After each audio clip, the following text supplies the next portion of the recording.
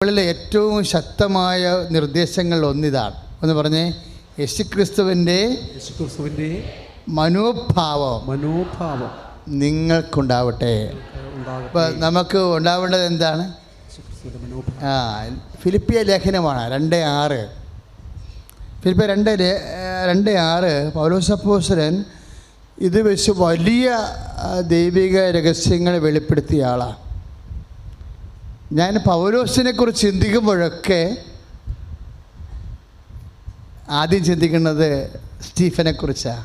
കാര്യം സ്റ്റീഫനെ കൊന്നത് പൗലോസാണ്. അന്ന് പൗലോസ് അല്ലായിരുന്നു, ആളുടെ പേരെന്തായിരുന്നു? സാവൂള്.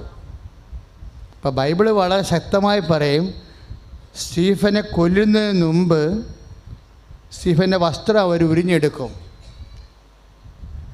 എന്നിട്ട് ആരുടെ അടുത്ത് കൊണ്ടുപോയി കൊടുക്കണത്? സാവൂളിൻ്റെ അടുത്ത് കൊണ്ടുപോയി കൊടുക്കും. സാവൂൾ ഈ വധത്തെ ന്യായീകരിച്ചെന്ന്. സുവിശേഷ പ്രവർത്തകരുടെ എന്നെ കൊല്ലണത് ന്യായീകരിച്ച ആളാണ് സാവൂൾ. അതാണ് ബൈബിള് നൽകുന്ന ഭയങ്കര വിചിത്രമായൊരു സൂചന. സാവൂൾ ഈ വധത്തെ ന്യായീകരിച്ചു എന്ന് പറയുന്നിടത്ത് സ്റ്റീഫൻ്റെ മരണം ബൈബിൾ റിപ്പോർട്ട് ചെയ്യും. സ്റ്റീഫൻ്റെ മരണം എങ്ങനെയായിരുന്നു?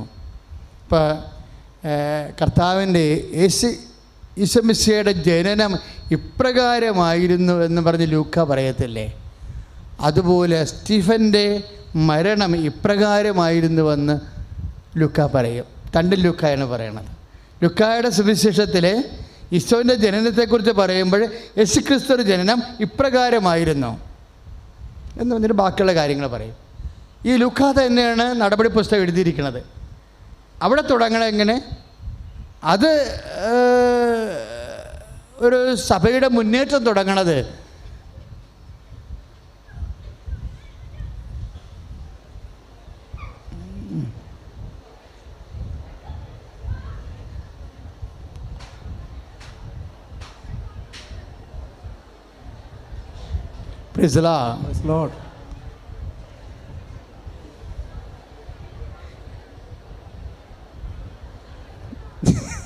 ഇരിക്കും മക്കളെ, സമാധാനത്തിൽ ഇരിക്കുക.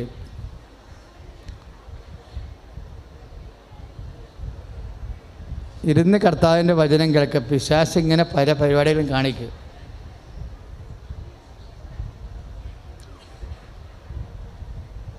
സ്തുതിക്കട്ടെ. ഹല്ലേലൂയ.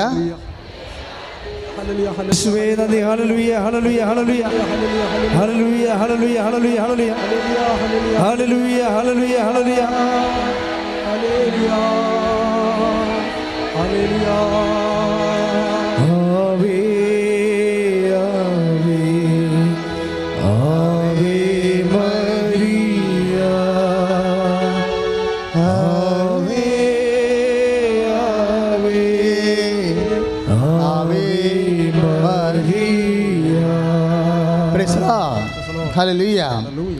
അപ്പം സ്റ്റീഫൻ വചനം പ്രഘോഷിക്കുകയും വചനം പ്രചരിപ്പിക്കുകയും രോഗികളെ സുഖമാക്കുകയും ചെയ്തപ്പോൾ കുറേ ആൾക്കാർക്ക് സ്റ്റീഫനോട് വൈരാഗ്യം തോന്നി. ശത്രുക്കൾ അദ്ദേഹത്തിനെ പൊതുനിരത്തിൽ കൊണ്ടുവന്ന് കല്ലെറിഞ്ഞ് കൊല്ലുകയാണ് ചെയ്തത്. പക്ഷെ സ്റ്റീഫൻ്റെ വസ്ത്രം ഊരി എടുത്തിട്ട് സ്റ്റീഫനെ കല്ലെറിയുമ്പോൾ പടപടാന്ന് ഈ കല്ല് വന്ന് സ്റ്റീഫൻ്റെ തലയിൽ വീഴുന്ന തലച്ചോറൊക്കെ പൊട്ടണുള്ള സമയം. അപ്പോഴും സ്റ്റീഫൻ്റെ മനോഭാവം ബൈബിൾ പറയും. എന്താ? സ്റ്റീഫൻ മുകളിലേക്ക് നോക്കിയെന്ന. സൈഡിൽ നിന്നല്ലേ കല്ല് വരണത്, അല്ലേ? ഇപ്പം നടപടി പുസ്തകത്തിൽ അതിരസകരമായ ഒരു പ്രതിപാദ്യമാണ്. നടപടി 7:55. എസ്തപ്പാൻ മുകളിലേക്ക് നോക്കി. എപ്പോഴാണ്? താൻ രക്തസാക്ഷിയായിക്കൊണ്ടിരിക്കുകയാണ്. വലിയ കല്ലുകൾ വന്ന് വീണ് തൻ്റെ തല പൊട്ടിച്ച് നെഞ്ച് പൊട്ടിച്ചുകൊണ്ട് ഭയങ്കര കൊടിയ വേദന അനുഭവിക്കുന്ന സമയത്ത് അവൻ മുകളിലേക്ക് നോക്കി. ഇതിലെന്താണ് ഇപ്പോൾ വചനം പറയണത്? അവൻ മുകളിലേക്ക് നോക്കിയപ്പോൾ പിതാവായ ദൈവത്തെ കണ്ടു. അപ്പം നമ്മുടെ ചുറ്റും പ്രശ്നങ്ങൾ കൂടി വരുമ്പോൾ നമ്മൾ എങ്ങോട്ട് നോക്കണമെന്നാണ് ബൈബിൾ പറയണത്? മുകളിലേക്ക് നോക്കണം. ഇപ്പം കടമായാലും ഇപ്പം സാക്ഷ്യം പറഞ്ഞ ആൾക്കാരെല്ലാം എങ്ങനെ നോക്കിയാ മുകളിലേക്ക് നോക്കിയ ആൾക്കാരാണല്ലേ. അതെപ്പോഴും ശ്രദ്ധിക്കണം. എന്നിട്ട് പ്രാർത്ഥിക്കുന്ന പ്രാർത്ഥനകളുണ്ട്. എന്താ പ്രാർത്ഥന? കർത്താവേ, ഈ അപരാധം അവരുടെ മേൽ ചുമത്തരുതേ. അതാര് പ്രാർത്ഥിച്ചതാ? കുരിശ് കിടന്ന് ഈശോ പ്രാർത്ഥിച്ചതാ അല്ലേ. ക്ലേശങ്ങളുടെ കാലങ്ങളിൽ ക്ഷമയ്ക്ക് വേണ്ടി പ്രാർത്ഥിക്കുക. കർത്താവ്, ഈ അപരാധങ്ങൾ, കാര്യം അവർ ചെയ്യുന്നത് എന്താണെന്ന് അവർ അറിയുന്നില്ല, അവരോട് ക്ഷമിക്കണമേ. ക്ലേശകാലങ്ങളിൽ ഒരു വ്യക്തിക്ക് പ്രാർത്ഥിക്കാവുന്ന ഏറ്റവും വലിയ പ്രാർത്ഥന എന്താ? ക്ഷമയുടെ പ്രാർത്ഥനയാണ്. ക്ലേശകാലങ്ങളിൽ നമുക്ക് ജോലിയില്ല, അവന് കടമാണ്, രോഗമാണെന്നൊക്കെ പറയുമ്പോഴേ നമ്മൾ ഉടമ്പടി ചെയ്തിട്ടുണ്ട്. പക്ഷേ ഉടമ്പടിയിലുള്ള അരമണിക്കൂർ വചനം വായിക്കാനില്ലേ, എഴുതിയിട്ടില്ലേ അല്ലേ? അരമണിക്കൂർ വചനം വായിക്കണേ. അരമണിക്കൂർ എന്ന് പറയുമ്പോൾ 30 വചനം എടുത്തിട്ട് 5 മിനിറ്റ് വായിക്കും, പിന്നെ 5 മണിക്ക് ഉച്ച കഴിഞ്ഞ് വായിക്കും. അത് ആ വചനം തന്നെ വൈകുന്നേരം വായിക്കും. അങ്ങനെ ഒരു വചനം തന്നെ വായിക്കേണ്ടത്. അല്ല, നിങ്ങൾ പത്രം പോലെ വായിച്ചു പോകരുത്. ഒരു 30 വചനം എടുക്കുക, എന്നിട്ട് 5 മിനിറ്റ് കൂടുമ്പോൾ സമയം കിട്ടുമ്പോഴൊക്കെ ഒറ്റ സ്ട്രെച്ചിന് നിങ്ങളിപ്പോൾ വായിക്കണമെങ്കിൽ എന്താ പറയുക, ഒറ്റ സ്ട്രെച്ചിന് ഒറ്റയടിക്ക് ഇങ്ങനെ വായിക്കണം. അങ്ങനെ അത് പത്രം വായിക്കണതാണ്, വചനം വായിക്കണമല്ല. വചനം വായിക്കുമ്പോൾ വചനം മാംസമാകാനുള്ള സമയം കൊടുക്കും നമ്മൾ. വചനം എല്ലാം ഇപ്പം അമ്മയെ കണ്ടപ്പോൾ എലിസബത്ത് എന്താ പറയണത്? കർത്താവ് നിന്നോട് അളിച്ചത കാര്യങ്ങൾ 2:45 നിറവേറുമെന്ന്, യൂക്കായുടെ സുവിശേഷം നിറവേറുമെന്ന് വിശ്വസിച്ച നീ. അപ്പോൾ വചനമെല്ലാം എന്തിനുള്ളതാണ്? നിറവേറാനുള്ളതാണ്. അപ്പോൾ ഒരു വചനമെങ്കിലും നമ്മുടെ ജീവിതത്തിൽ ഒരു ദിവസം നിറവേറും. അപ്പം അതുകൊണ്ട് പ്രാർത്ഥിക്കുമ്പോഴൊക്കെ പ്രാർത്ഥിക്കേണ്ടത്, കർത്താവേ, വചനം എൻ്റെ ജീവിതത്തിൽ നിറവേറാൻ എന്നെ വചനത്തിൻ്റെ, വേദത്തിൻ്റെ സാക്ഷിയാക്കണേ. എനിക്ക് വചനം ജീവിക്കാനുള്ള കൃപ തരണമേ. നിങ്ങളുടെ കാര്യത്തെ ഓർത്താണ് ഉടമ്പടി ചെയ്ത് സങ്കടത്തോടെ പ്രാർത്ഥിക്കുന്നത്. അത് ക്രിസ്ത്യൻ പ്രെയർ അല്ല. ശരിക്കും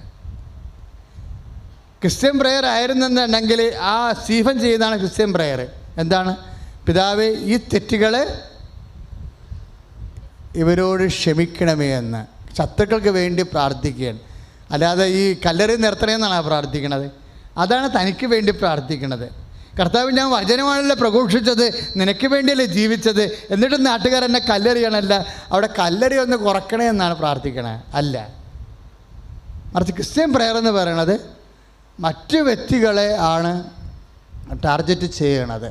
എന്താണ്? കർത്താവേ, അവരോട് ക്ഷമിക്കണമേ. ക്ഷമയെന്ന് പറയുമ്പോൾ അവർക്ക് അതിനകത്ത് സ്നേഹമുണ്ട്, സഹനമുണ്ട്. സഹിക്കുന്ന സ്നേഹത്തിനാണ് ക്ഷമ എന്ന് പറയണത്, ഇല്ലേ? ഇത് നമ്മൾ ഫിലിപ്പിയർ ഇപ്പോൾ ഈ നടപടി 7:55 ഫിലിപ്പിയർ 2:6 ബന്ധമുണ്ട്. എന്താണ്? യേശുക്രിസ്തുവിൻ്റെ മനോഭാവം നിങ്ങൾക്കുണ്ടാവട്ടെ. ഈ സ്വർഗം തുറപ്പിക്കണതിനൊക്കെ ഉള്ള പ്രാർത്ഥനയാണ്. പ്രാർത്ഥന എന്തിനുള്ളതാണ്? സ്വർഗം തുറപ്പിക്കാനുള്ളതാണ്. സ്വർഗം നമ്മളെന്തിനാണ് ഉടമ്പടി ചെയ്യണം? സ്വർഗം തുറപ്പിക്കാനല്ലേ, അല്ലേ? സ്വർഗം തുറപ്പിക്കണമെങ്കിൽ സ്വർഗം ടെക്നിക്കുണ്ട്, വചന വെളിപ്പെടുത്തുന്ന രീതികളുണ്ട്. സ്റ്റീഫൻ സ്വർഗം തുറപ്പിച്ച ആളാ, പ്രാർത്ഥിച്ച് സ്വർഗം തുറപ്പിച്ചതാ. എങ്ങനെ തുറപ്പിച്ചത്? ക്ഷമ കൊടുത്താണ് തുറപ്പിച്ചത്. കർത്താവെ, അവരോട് ക്ഷമിക്കണമേ. അതിൻ്റെ അർത്ഥം എന്താണ്? ക്ഷമയിൽ എന്തെല്ലാം ഉണ്ട്? സഹനമുണ്ട്, സ്നേഹം. സഹിക്കുന്ന സ്നേഹത്തിനാണ് ക്ഷമ എന്ന് പറയണത്. സഹിക്കുന്ന സ്നേഹം. ഈ സഹിക്കുന്ന സ്നേഹം തന്നെയായിരുന്നു യേശുക്രിസ്തുവിൻ്റെ മനോഭാവം. സഹിക്കുന്ന സ്നേഹം തന്നെ. അതായത് നിങ്ങൾക്ക് സഹനം കൂടി വരുമ്പോൾ ആ സഹനത്തെക്കാളുപരി സ്നേഹം വർദ്ധിപ്പിക്കണം. ഇപ്പം നാത്തൂനായാലും ശരി, അയൽവാസി ആയാലും ശരി, ആരെങ്കിലും ഇപ്പോൾ ഓഫീസിലായാലും ശരി, ചില ഇപ്പം നിങ്ങൾ വാദ്യരാണെങ്കിലും ശരി, നിങ്ങൾ ഓഫീസറാണെങ്കിലും ശരി, എവിടെയെങ്കിലും സഹനം കൂടി വരുമ്പോൾ എന്തുണ്ടാകണം? ഇപ്പോൾ 2:6 വർക്കൗട്ട് ചെയ്യണം. എന്താണ്? യേശുക്രിസ്തുവിൻ്റെ മനോഭാവം ഉണ്ടാവണം. യേശുക്രിസ്തുവിൻ്റെ മനോഭാവം എന്താണ്? സഹനത്തെ സ്നേഹം കൊണ്ട് ജയിക്കും. Price the Lord. ഒന്ന് പ്രാർത്ഥിക്കുക. കർത്താവേ, സഹനത്തെ ഈശോനെ പോലെ എസ്തപ്പാനെ പോലെ സ്നേഹം കൊണ്ട് ജയിക്കാൻ എന്നെ അഭിഷേകം ചെയ്യണമേ. അങ്ങനെ ചെയ്തപ്പോഴാണ് സ്വർഗം തുറക്കണത്. കാര്യം സ്വർഗം തുറക്കാൻ കാര്യം, സ്വർഗം തുറന്നിരുന്നാലും നമ്മുടെ ഉള്ളിൽ പരിശുദ്ധാത്മാവ് ഉണ്ടാകണം. കാര്യം നമ്മൾ സ്വർഗം അവിടെ തുറന്നിരിക്കുകയും ചെയ്യും, നമ്മൾ താഴോട്ട് നോക്കിക്കൊണ്ടിരുന്ന എന്താ അവസ്ഥ? അപ്പോൾ പരിശുദ്ധാത്മാവ് പറയും എസ്തപ്പാനെ മേലോട്ട് നോക്കാൻ പറയും. സ്വർഗം തുറക്കണത് നീ കാണണ്ടേ? സ്വർഗം തുറന്നാൽ മാത്രം പോലും നീ കാണണ്ടേ അത്, ഇല്ലേ? അപ്പോൾ പരിശുദ്ധാത്മാവ് ഉള്ളിൽ നിന്നും പറയും മേലോട്ട് നോക്കാൻ പറയും. അപ്പോൾ എസ്തപ്പായ മേലോട്ട് നോക്കും. അപ്പോൾ എന്താ സംഭവം? അപ്പോൾ സ്വർഗം തുറന്നിരുന്നേ കാണും. നമുക്ക് സ്വർഗത്തെ തുറക്കണതിന് ഒരു കുഴപ്പവും ഇല്ല. സുവിശേഷം 100,000 മാർഗങ്ങൾ എങ്ങനെയാണ് സ്വർഗം തുറക്കേണ്ടതെന്ന് പറയുന്നുണ്ട്. സ്വർഗം തുറപ്പിക്കാൻ തന്നെയാണ് നമ്മൾ വന്നിരിക്കുന്നത്. പക്ഷേ അതിൻ്റെ രീതികളാണ് അച്ഛനിലൂടെ ഈശോ പറഞ്ഞുകൊണ്ടിരിക്കുന്നത്, അല്ലേ? എന്താ പറയണത്? സഹനം കൂടുമ്പോൾ സഹനത്തെ അതിജീവിച്ചുകൊണ്ട് സ്നേഹം കൂടണം. അപ്പോഴെന്തുണ്ടാകും? ക്ഷമയുണ്ടാകും.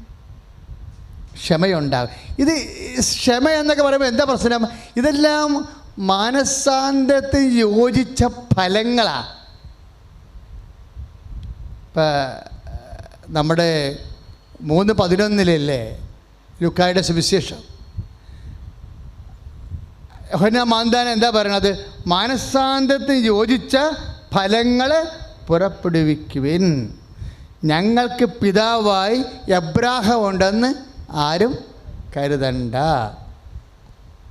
എന്തെല്ലാം വിശ്വാസ പാരമ്പര്യങ്ങളുണ്ടായാലും ദൈവം ആഗ്രഹിക്കണത് എന്താണ്? നിൻ്റെ വിശ്വാസ പാരമ്പര്യങ്ങളൊന്നും നിന്നെ രക്ഷിക്കത്തില്ല. പിന്നെ എന്തു ചെയ്യാണ്? മാനസാന്തരത്തിന് യോജിച്ച ഫലങ്ങൾ പുറപ്പെടുവിക്കും. Praise the lord, hallelujah. മാനസാന്തരത്തിൻ്റെ ഫലങ്ങളിൽ ഒന്നാണ് ക്ഷമ, ഇല്ലേ? ഗലാത്യരെ നമ്മൾ വായിക്കത്തില്ലേ? ഗലാത്യ ലേഖനത്തിൽ 5-ാം അധ്യായം 22-ാമത്തെ വാക്യത്തിൽ മനസാന്തരത്തിൻ്റെ ഫലങ്ങളുണ്ടാകും. എന്താ ഇപ്പോൾ ഈശോ സംസാരിച്ചുകൊണ്ടിരിക്കുന്നത്? സ്വർഗം എങ്ങനെ തുറക്കാം, അതാണ് നമ്മുടെ വിഷയം, അല്ലേ?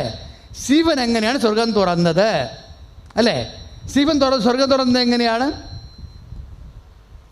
ശത്രുക്കൾക്ക് ക്ഷമ കൊടുത്തുകൊണ്ട് അവർക്ക് വേണ്ടി അവരെ ആശീർവദിച്ച് പ്രാർത്ഥിച്ചുകൊണ്ടാണ് സ്റ്റീഫൻ സ്വർഗം തുറന്നത്. ഇത് ദൈവിക കാര്യങ്ങളാണ്. ഈശോ വന്നപ്പോഴും കാര്യങ്ങളെ രണ്ടായിട്ട് തിരിച്ചിട്ടുണ്ട്, അല്ലേ? ദൈവിക കാര്യങ്ങളെന്നും മാനുഷിക കാര്യങ്ങളെന്നും. ഇപ്പം പൗലോസ് അപ്പോസ്തലൻ തന്നെ എന്താ പറയണത്?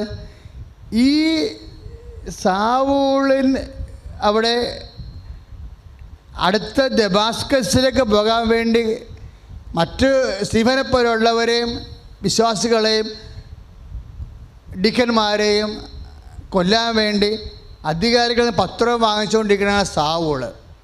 പക്ഷെ സാവൂളിങ്ങ് ഡമാസ്ക് സ്റ്റീഫനെ കൊന്നതിന് ശേഷം ഡമാസ്കിലേക്ക് പോകുന്ന സമയത്ത് സ്റ്റീഫനെക്കുറിച്ച് ദാവീദ് ഇങ്ങനെ സാവൂൾ ചിന്തിക്കും. എന്താ ഇങ്ങനെ ഒരാളെ, അവന് സാവൂളിന് വചനമറിയാം,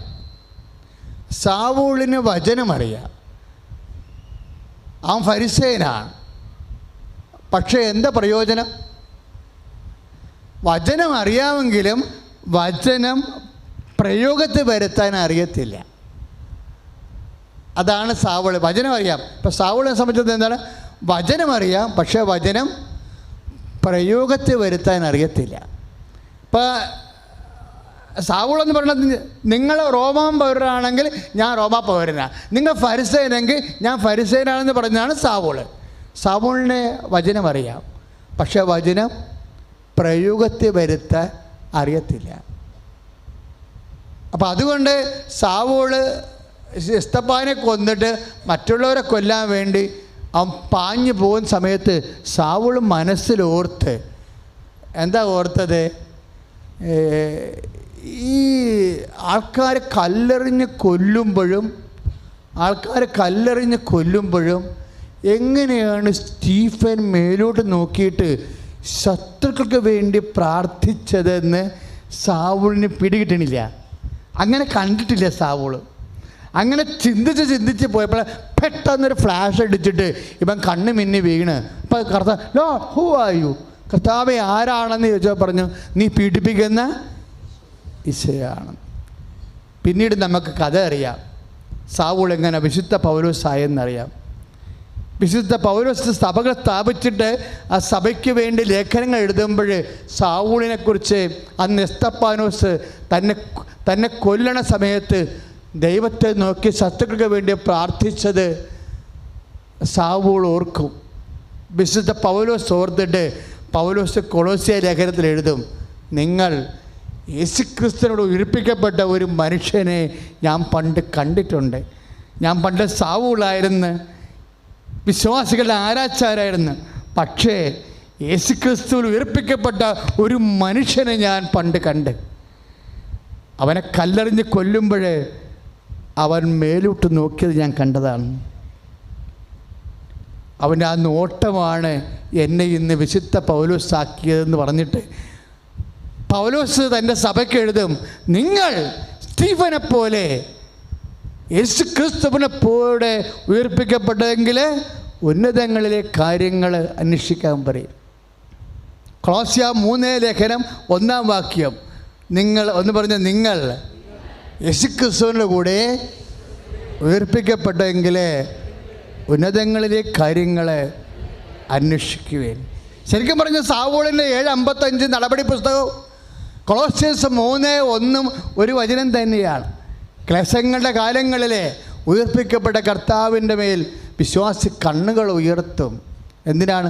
ഉന്നതങ്ങളിലെ കാര്യങ്ങളെന്നാണ് പറയണത്. കർത്താവാണത് തിരിച്ചത്, കാര്യങ്ങൾ 2ആയി തിരിച്ചത്.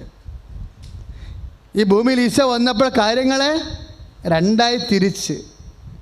മർക്കോസിൻ്റെ സുവിശേഷം വായിക്കുമ്പോൾ നമ്മൾ വായിക്കും 8:33 കർത്താവ് നിനക്ക് കുരിശുമരണം സംഭവിക്കാതിരിക്കട്ടെ എന്ന് പത്രോസ് പറയുമ്പോൾ പത്രോസിനോട് കർത്താവ് എന്ത് പറയും? ശമയോൻ, നീ മാനുഷിക കാര്യമാണ് അന്വേഷിക്കുന്നത്, ദൈവിക കാര്യമല്ല. Price the Lord. കർത്താവിൽ നിന്നാണ് നമുക്ക് മനസ്സിലായത് കുരിശ്, സഹനത്തിൻ്റെ സാഹചര്യങ്ങളെല്ലാം ദൈവിക കാര്യങ്ങളാണെന്ന്.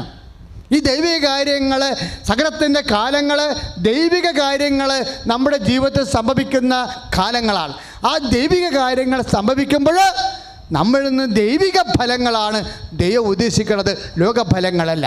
അതുകൊണ്ടാണ് ലൂക്ക 3:13 മാനസാന്തരത്തിന് യോജിച്ച ഫലങ്ങളെന്ന് പറയുന്നത്. അതുകൊണ്ടാണ് ഗലാത്യർ 5:6-22 ആത്മാവിൻ്റെ ഫലങ്ങൾ എല്ലാവർക്കും അറിയാമെന്ന് പറഞ്ഞിട്ട് പൗലോസ് പറയും, സ്നേഹം, ക്ഷമ, ആത്മസംയമനം എന്ന് പറയും എല്ലാം. പ്രിയപ്പെട്ടവരെ, ക്ലേശത്തിൻ്റെ സമയത്ത്, കുരിശിൻ്റെ സമയത്ത് നമ്മുടെ ഉള്ളിലെല്ലാം ഉണ്ടാകുന്നത് എന്താണ്? ഈ ആത്മാവിൻ്റെ ഫലങ്ങളാണ്. അതാണ് സ്റ്റീഫനെ ഉണ്ടായത്, അതാണ് യേശുവിനുണ്ടായത്, അതാണ് പൗലോസ് നമ്മളെ പഠിപ്പിച്ചത്. അതാണ് സ്വർഗം തുറക്കണ പ്രാർത്ഥന. കൈ അടിച്ച് കർത്താവ് ഹല്ലേലൂയ, യേശു സ്തോത്രം, hallelujah, hallelujah, hallelujah, hallelujah, hallelujah, hallelujah, hallelujah, hallelujah, hallelujah, hallelujah, hallelujah. മനുഷ്യനെ പോലെ ക്ഷമിച്ച് പ്രാർത്ഥിക്കുന്നവരായിട്ട് മാറുവാൻ പരിശുദ്ധ പരമദിവ്യകാരുണ്യത്തിന് ആരാധനയും സ്തുതിയും പുകഴ്ചയും ഉണ്ടാകട്ടെ. അപ്പോൾ സഹനകാലങ്ങളിലെ സ്നേഹവായ്പ വർദ്ധിപ്പിക്കുക എന്നുള്ള തീരുമാനമാക്കി മാറ്റണം. അതെന്താണ്? അത് ദൈവിക കാര്യങ്ങളാണ്, ആത്മാവിൻ്റെ ഫലങ്ങളാണെന്നാണ് പറയണത്, അല്ലേ? ഇതാണ് സ്വർഗം തുറക്കണത്. നമ്മൾ വചനങ്ങളെല്ലാം പഠിക്കുമ്പോൾ ഗലാത്യർ 5:22, കൊളോസ്യ 3:1, അതുപോലെ തന്നെ ലൂക്ക 3:8 മനസാന്തരത്തിൻ്റെ ഫലങ്ങൾ എല്ലാം ഒരുമിച്ച് വെച്ച് വചനം പഠിക്കുമ്പോൾ നമുക്ക് മനസ്സിലാവുന്ന വിഷയം എന്താണ്? ഇതെല്ലാം ദൈവിക കാര്യങ്ങളാണ്. നമ്മൾ ദൈവിക കാര്യങ്ങൾ ചെയ്യാൻ തുടങ്ങിയാൽ നമ്മൾ ആരായി മാറും? ദൈവ പൈതലായി മാറും. ദൈവ പൈതൽ പ്രാർത്ഥിക്കുമ്പോഴല്ല സ്വർഗം തുറക്കണത്, ഇല്ലേ? ഇപ്പം നമ്മൾ ഇപ്പം നമുക്ക് രോഗമുണ്ട്, കടമുണ്ട്, നമ്മൾ വഞ്ചിച്ചു, പറ്റിച്ചു. അതുകൊണ്ട് നമുക്ക് സാധാരണഗതി വഞ്ചനയും പറ്റിക്കലൊക്കെ വരുമ്പോൾ വെറുപ്പും വൈരാഗ്യവും വരും. ഒന്നുവരും നമ്മളെക്കൊണ്ട് പറ്റത്തില്ലെന്ന് നമ്മൾ വിചാരിക്കും, ആരെങ്കിലുമായിട്ട് അവനിട്ടൊരു പണി കൊടുക്കണമെന്ന് വിചാരിക്കും, ഇല്ലേ? അങ്ങനെ ആ പഴയ ജഡിക മനുഷ്യനാണ്. അതായത് ക്രിസ്ത്യാനിറ്റി മൊത്തം ചേഞ്ച്, ലോകത്തെ ചേഞ്ച് ചെയ്ത് കളയും. നമ്മൾ വിചാരിക്കുന്ന വിഷയങ്ങളേ അല്ല, നേരെ ഓപ്പോസിറ്റാണ്. നമുക്ക്, അതായത് ഒരു ദൈവ പൈതൽ എങ്ങനെയാണ് ദൈവിക വിഷയങ്ങളോട്, സാധാരണ ജീവിത പ്രയാസങ്ങളോട് സമീപിക്കേണ്ടതെന്ന് കർത്താവിൻ്റെ വചനം കർക്കശമായി പറയും. അതെല്ലാം നമുക്ക് നഷ്ടത്തിൻ്റെ പുറത്ത് നഷ്ടമായിരിക്കാം. ഇപ്പം നമുക്കിപ്പോൾ സമയത്ത് സാമ്പത്തികമായ നഷ്ടം വന്നിരിക്കുന്നു, അല്ലെങ്കിൽ ശാരീരികമായ ക്ലേശം വന്നിരിക്കുന്നു. പിന്നെ നമ്മൾ വചനം വായിക്കുമ്പോൾ പറയും, ഈ സമയത്ത് മുന്തിയ നിലവാരമുള്ള സ്നേഹവായ്പ കാണിക്കണം, ക്ഷമ കാണിക്കണം, സംയമനം കാണിക്കണം എന്നൊക്കെ പറയുമ്പോൾ ഒരുമാതിരിപ്പെട്ട മനുഷ്യർ പിരിഞ്ഞു പോകും. എന്താ കാര്യം? ലോകത്താന്മാർക്ക് മനുഷ്യൻ്റെ സ്വഭാവമുള്ള മനുഷ്യ സ്വഭാവത്തിൽ പെരുമാറി കഴിയുമ്പോൾ സ്വാഭാവികമായിട്ട് നമ്മളോട് ഉപദ്രവം ചെയ്തവരോട് നമുക്ക് പ്രതികാരം ചെയ്യണമെന്നുള്ള സ്വാഭാവികമായ ജഡിക അഭിവാഞ്ചിയായിരിക്കും മനുഷ്യന് ഉണ്ടാവുന്നത്. അതുകൊണ്ടാണ് പൗലോസ് പറയുന്നത്, പരിച്ഛേദിതനോ അപരിച്ഛേദിനോ ഒന്നുമല്ല, പുതിയ സൃഷ്ടിയായിരിക്കുകയാണ് ദൈവതിരുസന്നിധി കരുണീയമായിട്ടുള്ളതെന്ന്. നിങ്ങളത് പ്രാർത്ഥിക്കണം. ഉടമ്പടിക്കാലത്ത് പുതിയ സൃഷ്ടിയാകാം, പഴയത് മാറിയിട്ട്. ദ്രോഹിക്കുന്നവരെ ആശീർവദിക്കുവാൻ പൗലോസ് പറയും, ആശീർവദിക്കുക മാത്രമേ ചെയ്യാവൂ, ഉള്ളിൽ പോലും ഒന്നും വിചാരിക്കരുതെന്ന്. എന്തിനാണെന്നറിയാവോ? അങ്ങനെ വരുമ്പോൾ ദൈവസ്നേഹം വർദ്ധിച്ച് ആത്മാവിൻ്റെ ഫലങ്ങൾ പെരുകി ദൈവത്തിന് പെട്ടെന്ന് നമ്മുടെ ജീവിതത്തിൽ ഇടപെടാനുള്ള ഒരു സാഹചര്യം ഒരുങ്ങും. പ്രാർത്ഥിച്ച്, കർത്താവായ ദൈവമേ, ദൈവത്തിന് പെട്ടെന്ന് എൻ്റെ ജീവിതത്തിൽ ഇടപെടാനുള്ള ഒരു മാനസിക അവസ്ഥ മാനസാന്തരമായി എന്നിൽ ജനിപ്പിക്കണമേ കർത്താവേ. സുവിശേഷത്തിൻ്റെ അരൂപി സ്വീകരിക്കുവാൻ എന്നെ അഭിഷേകം ചെയ്യണമേ. ഇത് നിങ്ങൾ സീരിയസ് ആയിട്ട് എടുക്കണേ. ഉടമ്പടി ധ്യാന കേന്ദ്രമാകുമ്പോൾ ആ ഉടമ്പടി ഫോർമാലിറ്റി ഈശോ നമ്മോട് സംസാരിക്കത്തുള്ളൂ. അവൻ പറഞ്ഞതുപോലെ നമ്മൾ ചെയ്യണം. അവൻ പറഞ്ഞതാണ് നമ്മൾ ഓരോ വചനങ്ങളുടെ അച്ഛനിങ്ങനെ പറഞ്ഞുകൊണ്ടിരിക്കുന്നത്. നിങ്ങൾക്കറിയാമല്ലോ, 6 കൽഭരണികളല്ലേ മാതാവിൻ്റെ മധ്യസ്ഥത്തിൽ വെച്ചിരിക്കണത് കനായിലെ കല്യാണത്തിൽ ഈശോൻ്റെ മുമ്പിൽ അല്ലേ? അതുപോലെ 6 ആവശ്യം നമ്മളെ വെച്ചിട്ടുണ്ട്. ഇന്നത്തെ സാക്ഷ്യം കേട്ടില്ലേ? 6-ന് 7 നടന്ന സാക്ഷ്യങ്ങളാണ് നിങ്ങൾ കേട്ടത്. പല സാക്ഷ്യങ്ങളും കാണുമ്പോൾ നമുക്കറിയാം അത് മിറക്കിളാണെന്ന് അല്ലേ? 3rd ക്യാമറ വെച്ച് ഷൂട്ട് ചെയ്തത് എന്താ? ഷാലോൺ ടിവിക്ക് വേണ്ടിയുള്ളതാണ്. അത് മിറക്കിളാണ്, പ്യൂർ മിറക്കിളാണെന്ന് അച്ഛന് തോന്നിയാൽ അച്ഛൻ അത് സെലക്ട് ചെയ്ത് വെക്കും. ബ്ലെസ്സിങ്സും അതുപോലെ തന്നെ മിറക്കിൾസും രണ്ടും രണ്ടാണ്. ഇപ്പം ചില മാനുഷികമായ സബോർഡിനേറ്റീവ്സ് നമ്മൾ സപ്പോർട്ടിങ് കണ്ടാകുമ്പോൾ അതിലെ ബ്ലെസ്സിങ്സാണ്. മിറക്കിൾ മീൻസ് ഡയറക്റ്റ് ഡിവൈൻ ഇൻ്റർവെൻഷനാണ്. ദൈവം അല്ല ഇറങ്ങി വന്നില്ലെങ്കിൽ അത് നടക്കത്തില്ല. അതാണ് സാന്ത്വനാഭിഷേകത്തിൽ ഇനി കേൾക്കാൻ പോണത്. നമ്മൾ സാന്ത്വനാഭിഷേകത്തിൽ കേൾക്കാൻ പോകും. അപ്പം നമ്മളെപ്പോഴും ശ്രദ്ധിക്കേണ്ട കാര്യം, ഇത് നമ്മൾ കണ്ടുമ്പോൾ നമ്മൾ കണ്ടതും കേട്ടതുമാണ്, അല്ല സൈദ്ധാന്തികമായിട്ട് ആശയ സംസാരമല്ല, പ്രയോഗത്തിൽ നമ്മൾ കണ്ടതാണ്. അപ്പം നമ്മൾ കാണുമ്പോൾ സ്വാഭാവികമായി നിങ്ങളുടെ എൻ്റെയും ബാധ്യത കൂടും. എന്താ? ദൈവം നിലത്തിറങ്ങി ഓരോ മനുഷ്യൻ്റെ ജീവിതത്തിൽ പ്രവർത്തിക്കണം നമ്മൾ കണ്ടതാണ്. അപ്പം നമ്മളുടെ മുമ്പിൽ കർത്താവിൻ്റെ വചനം നിറവേറ്റുക എന്നുള്ള ധാർമ്മിക ഉത്തരവാദിത്വം നിലനിൽക്കും. അത് 6 എണ്ണം ഉള്ളത് കൊണ്ടാണ്, 6 കൽഭരണി വെച്ചിരിക്കുന്നത് കൊണ്ടാണ് കൃപാസനത്തിൽ 6 പ്രാർത്ഥനയുള്ളത്. മറന്നു പോകരുത്. ഒരു മാസത്തെ പ്രാർത്ഥനയുണ്ട്, 6 പ്രാർത്ഥനയുണ്ട്. എന്താ കാര്യം? 6 കൽഭരണിയാണ് വെച്ചിരിക്കുന്നത്. പക്ഷേ നിങ്ങൾക്ക് ഒരു പ്രാർത്ഥനയ്ക്ക് വരാനാണ് ഇവിടെ കൃപാസനത്തിൽ വരേണ്ടത്, ഒരു പ്രാർത്ഥനയ്ക്കാണ് വരേണ്ടത്. ബാക്കി 5 പ്രാർത്ഥന ഇവിടെ കൂടേണ്ടത്, 1 ഷാലോമിൽ കൂടാം, ബാക്കി 4 പ്രാർത്ഥനയുണ്ട്. അതാണ് ഫേസ്ബുക്കിലും യൂട്യൂബിലും കൂടേണ്ടത്. അല്ല നിങ്ങൾ വിചാരിക്കരുത് ഒരു പ്രാർത്ഥനയ്ക്ക് വന്നാൽ മതി. 6 പ്രാർത്ഥനയും കൂടണം. കാര്യം 6 കാര്യമാണ് നമ്മൾ വെച്ചിരിക്കുന്നത്, 6 കൽഭരണിയാണ് വെച്ചിരിക്കുന്നത്. പക്ഷേ ഇവിടെ വരിക എന്നുള്ളത് എപ്പോഴും പൈസ ചിലവുള്ളതും വണ്ടിക്കാശൊക്കെ വേണ്ടതും ദിവസം ആവശ്യമുള്ളത് കൊണ്ടാണ് അച്ഛൻ അത് നിങ്ങൾ ഒഴിവാക്കി നിങ്ങളെ രക്ഷിച്ചിരിക്കുകയാണ്. എനിക്ക് വേണമെങ്കിൽ പറയാം 6 പ്രാവശ്യം വന്നാൽ മാത്രം ഉടമ്പടി ചെയ്താൽ മതി എന്ന് പറയാം. ആൾക്കാർ പുട്ടുപോലെ സംഭവം ചെയ്യും. എന്താ കാര്യം എന്നറിയാമോ? ഇപ്പം തന്നെ 700 പേരൊക്കെ ഒരു ദിവസം ഉടമ്പടി ചെയ്യണത്. അപ്പോൾ അച്ഛനത് നിയമം കൊടുത്തു കഴിഞ്ഞാൽ ആൾക്കാർ ചെയ്തിരിക്കും. പക്ഷേ എന്താ ചെയ്യാത്തതെന്ന് വെച്ച് കഴിഞ്ഞാൽ, നിങ്ങൾക്ക് ഒരു ജീവിതാവസ്ഥകളില്ലേ? പാവപ്പെട്ടവനെ എങ്ങനെയാണ് എപ്പോഴും വണ്ടിക്കാശ് കിട്ടി, ചിലരും വണ്ടിക്കാശ് കടം വാങ്ങിച്ചാൽ വരണത്, ഒരു പ്രാവശ്യം പോലും വരണമെങ്കിൽ. അപ്പോൾ അവരെ കൂടി ഉൾപ്പെടുത്തിക്കൊണ്ടാണ് അച്ഛൻ അമ്മയോട് പട്ടാങ്ങി പറഞ്ഞിട്ട് 6 പ്രാർത്ഥനയിൽ ഒരെണ്ണം ഇവിടെ കൂടാനും. അപ്പോൾ അമ്മയോട് എനിക്ക് എപ്പോഴും സങ്കടമുണ്ട്, അമ്മേ ഈ മൊബൈലൊന്നും ഇല്ലാത്ത ആൾക്കാരുണ്ട്, മൊബൈലിൽ ഇത് കിട്ടാത്ത ആൾക്കാരും ഉണ്ട്, ചെറിയ മൊബൈലൊക്കെ ഉള്ളവർക്ക് കിട്ടത്തില്ല. അങ്ങനെയാണ് അമ്മ ഷാലോമിൽ ഉടമ്പടി ധ്യാനം വെച്ചത്. ഉടമ്പടി ധ്യാനമാണ് അത് നടക്കുന്നത്, കറക്റ്റ് ഉടമ്പടി ധ്യാനമാണ്. ഷാലോം പുറത്ത് പറഞ്ഞിരിക്കുന്നത് ഉടമ്പടി ധ്യാനമെന്നാണ് പറഞ്ഞിരിക്കുന്നത് പരസ്യത്തിൽ. അപ്പം അതുകൊണ്ട് എൻ്റെ മക്കൾ ഒരെണ്ണം ഷാലോമിൽ കൂടണം, ബാക്കി 4 എണ്ണം നിങ്ങളുടെ ഫേസ്ബുക്കിൽ കൂടണം, അല്ലെങ്കിൽ യൂട്യൂബിൽ കൂടണം. ഇന്ന് തന്നെ സബ്സ്ക്രൈബ് ചെയ്യണം പുതിയ ആൾക്കാർ, എന്നിട്ട് ഷെയർ ചെയ്യണം. കർത്താവിൻ്റെ വചനം നിങ്ങൾ വഴി പ്രചരിക്കട്ടെ, ലോകത്തിന് യേശുവിനെ കൊടുക്കുക. കാര്യം അമ്മയുടെ ജോലി എന്താണ്? ലോകത്തിന് യേശുവിനെ കൊടുക്കുകയാണ്. അപ്പം ദൈവത്തിന് യേശുവിനെ സ്വീകരിക്കേണ്ട മാർഗമാണ് ഞാൻ പറഞ്ഞത്. പക്ഷേ അതേസമയത്ത് തന്നെ മറ്റൊരു മാർഗമുണ്ട്, യേശുവിനെ കൊടുക്കണ മാർഗമുണ്ട്. അത് നമ്മൾ തീരുമാനിക്കണം. യേശുവിനെ ഒന്ന് പറഞ്ഞ് പ്രാർത്ഥിച്ച് പറഞ്ഞ്, കർത്താവായ യേശുവേ, എൻ്റെ സാക്ഷ്യ ജീവിതം കൊണ്ട് ലോകത്തിന് യേശുവിനെ നൽകുവാൻ എന്നെ അഭിഷേകം ചെയ്യണമേ. എൻ്റെ വിശുദ്ധ ജീവിതം കൊണ്ട് ലോകത്തിന് യേശുവിനെ സാക്ഷീകരിക്കുവാൻ എന്നെ അഭിഷേകം ചെയ്യണമേ. മനസാന്തരത്തിന് തക്ക ഫലങ്ങൾ പുറപ്പെടുക്കുവാൻ തക്ക രീതിയിൽ എന്നെ ഒരുക്കുകയും ലോകത്തിന് യേശുവിനെ നൽകത്തക്ക ജീവിക്കുവാൻ എന്നെ അനുഗ്രഹിക്കുകയും ചെയ്യണമേ. Hallelujah, hallelujah, hallelujah. കൈകളടിച്ച് പാർത്തേവേ. ഇപ്പൊ നമ്മൾ കണ്ടത് എന്താണ്? കാര്യങ്ങൾ 2 തരം കാര്യങ്ങളുണ്ടെന്ന് പറഞ്ഞല്ലേ? എന്തൊക്കെയാണ്? മാനുഷിക കാര്യവും ദൈവിക കാര്യവും, ഉന്നതങ്ങളുടെ കാര്യവും ഭൂമിയിലെ കാര്യവും. ഇപ്പം നമ്മളെപ്പോഴും പ്രാർത്ഥനയ്ക്ക് എപ്പോഴും ഈ ഉന്നതങ്ങളുടെ കാര്യങ്ങളെ, ആ ഉന്നതങ്ങളുടെ കാര്യങ്ങൾ അനുസരിച്ചുകൊണ്ട് പ്രാർത്ഥന റീഫോർമാറ്റ് ചെയ്യണം. അതാണ് സ്വർഗം തുറക്കുന്നത്. ഉന്നതങ്ങളുടെ കാര്യങ്ങൾ വെച്ച് ഇപ്പം പത്രോസ് ഈശോയോട് പറഞ്ഞില്ലേ, ഞങ്ങളെ പ്രാർത്ഥിക്കാൻ പഠിപ്പിക്കണമേ, അല്ലേ? ലുക്കായുടെ സുവിശേഷം 11:1, ലുക്ക 11:1, ഞങ്ങളെ പ്രാർത്ഥിക്കാൻ. ശരിക്കും പറഞ്ഞാൽ ഒത്തിരി പ്രാർത്ഥന പത്രോസിനറിയാം. നല്ല യഹൂദ പാരമ്പര്യത്തിൽ ജനിച്ച മനുഷ്യരാണ്.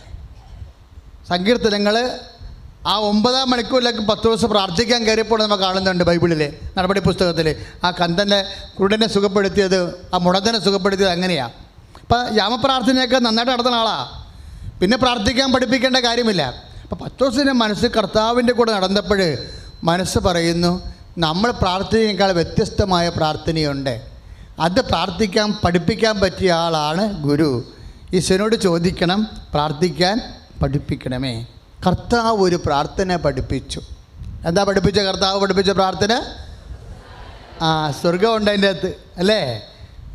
മുകളിലോട്ട് നോക്കാതെ പ്രാർത്ഥിക്കാൻ പറ്റത്തില്ല അത്, അല്ലേ? സ്വർഗസ്ഥനായ ഞങ്ങളുടെ പിതാവേ. അപ്പം അതിൻ്റെ അകത്ത് പിന്നെ പറയണത് എന്താ? അങ്ങയുടെ നാമം, കടമായാലും രോഗമായാലും കഷ്ടപ്പാടായാലും പാരവെപ്പായാലും ജയിലിലായാലും ആശുപത്രിയിലായാലും അങ്ങയുടെ നാമം സ്തുതിക്കേണ്ടതാണ്. എല്ലാ ക്ലേശങ്ങളിലും സ്തുതിക്കേണ്ടതാണ്. എൻ്റെ സ്വർഗസ്ഥനായ പിതാവിൻ്റെ അരൂപി അതാണ്. ഏത് സാഹചര്യത്തിലായാലും ദൈവത്തെ സ്തുതിക്കേണ്ടതാണ്. കാര്യം എന്ത് സാഹചര്യമായാലും അതൊന്നും നിൻ്റെ ദൈവത്തെക്കാൾ വലുതല്ല. Price the Lord, hallelujah. അത് എസ്തപ്പാനെ അറിയാമായിരുന്നു.